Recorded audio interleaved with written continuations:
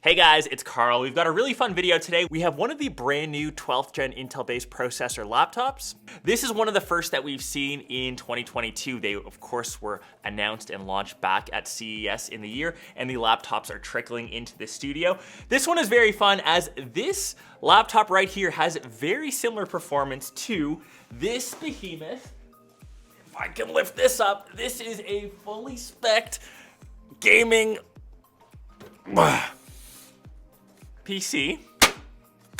This big guy is one of my pre-builts from last year. It's the main gaming PC that I use. It has an RTX 3080 inside. It is heavy as heck. Oh. I think I snapped my back in half on that one.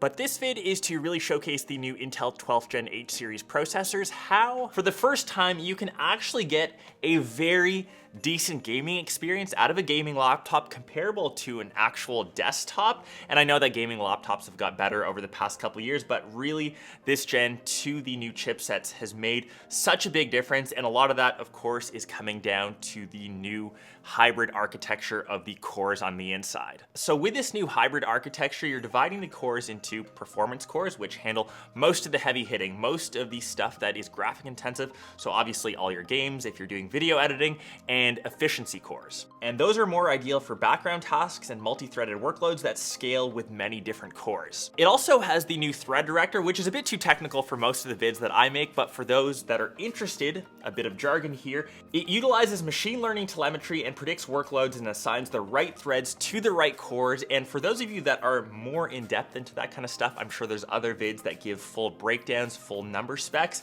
but for actual real world use, so I'm actually playing AAA titles here, so I'm rocking some Halo.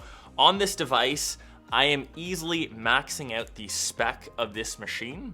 Triple kill. This one in particular, the Lenovo Legion, the 5 Pro, this one is rocking an i7. It's got 16 gigs of RAM, the RTX 3060, 2 terabyte SSD, and like I mentioned, this has very similar performance to my actual gaming desktop. Most games here have come out in the past year. For example, Halo, like I mentioned, one of my all-time faves. Far Cry 6, I'm a huge fan of that series. Age of Empires 4, and for you true RTS fans, StarCraft 2, which I think is still probably the best actual online RTS game. I know that it doesn't push this to the max at all. You can play that on ultra settings, but the rest of the games on ultra or high settings, I'm easily getting that 120 frame mark, which is awesome for this laptop. With this laptop specifically, because it has a 16-inch display, it's actually one of the best laptop displays that I've used. Extremely bright, extremely vibrant. It's got a 165 hertz refresh rate, 2.5K res. You can actually use this without an external monitor if you want.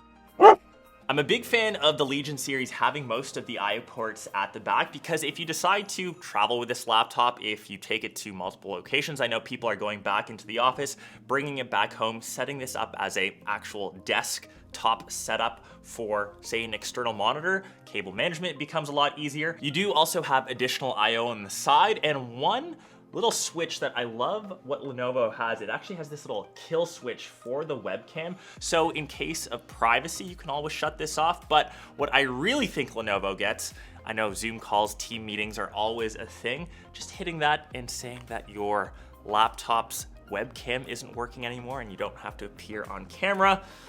Lenovo, I see what you are doing there. I think that is brilliant. But one thing I am not a fan of, the power adapter. So of course the little outlet is on the back. Look at the size of this thing. So it is a 300 watt charger. I get that it's big, it's beefy, but it adds some considerable weight. And this laptop in general, it isn't the lightest, guys. So 2.5 kilos, around 5.5 pounds. When you add this power brick, I think you're adding an extra maybe kilo. It becomes a pretty hefty package to carry, say from work or wherever you travel with this, because most of the time you will want this plugged in. And for whatever reason, this is rocking the 3060. You've got options for even the 3070. You technically don't need a 300 watt charger for that. You can get by with something smaller, but on the flip side, it does charge pretty quickly. And if you decide to game with it unplugged, I was averaging around 2.5 hours on a charge. And as a little hack, if you aren't gaming and just want to use it as a regular laptop, set the screen to 60 hertz. And I was consistently getting over 6 hours per charge. The rest of the laptop design is pretty sleek. We've got a metal chassis, and what I kind of go back and forth on, the Legion branding on the back. I know that Lenovo has gone back and forth with their, I guess, gaming logo in the middle that lights up. I prefer having Legion. It isn't as obtrusive, it isn't as gamer-esque, but I've seen other ones with just the little Legion logo on the side, which I actually prefer. It isn't bad, but obviously just personal preference. Onto the inside. Decent keyboard, it's got some decent travel. I do like the numpad on the side. Because of the size, you get a full size keyboard. Once again, another thing that I'm slightly confused about with this,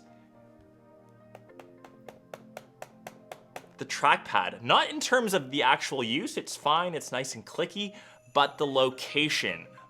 It's off to the left. And I think that's because the arrow keys are indented on the right-hand side, but when I'm gaming on this, if you're using the WSAD keys, you are tapping on the trackpad, and whatever palm rejection software you have just doesn't cut it. You still get all this interference, so you'll have to disable that. But just stick a Bluetooth mouse on it, as that's what you'll be using predominantly when you game anyways, so it's no big deal. Going around the rest of the device, and the chassis technically isn't new, so the thermals you can see on the sides. It's a bit of a beefy laptop, but the fan management or the fan noise isn't too loud, especially under heavy load.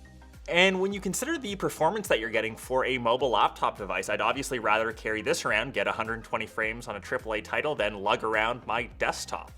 In terms of battery, I'm getting around 5.5 hours, maybe even close to 6 per cycle. That obviously varies if I'm pushing it a bit harder when I'm actually gaming with it without the power connector attached. But the best part, because of that chunky, beefy battery cell, all you have to do is just plug this in. 10 minutes gets you around 35-40% extra juice, so that's always nice. It's the trade-off having a large battery pack. At least you get a faster charge. So overall, huge upgrade to the new 12th gen H series processors. I love the fact that I can actually game with this, that I can actually game mobilely with this. I can bring this home, which I have, switched between here in the studio, brought it back to my place, gamed on my dining room table with this, not even plugged in. It's been great. Performance on an actual dedicated gaming rig, obviously it is still better, but look at the size difference. I can get maybe 90% of the performance in this.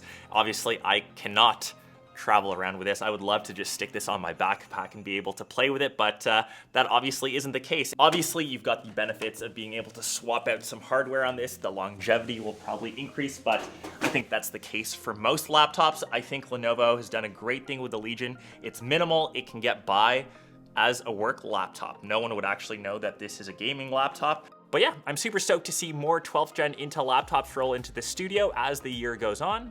Let me know which games you're playing, like I said, down below in the comments. Are there any titles that I'm missing out on?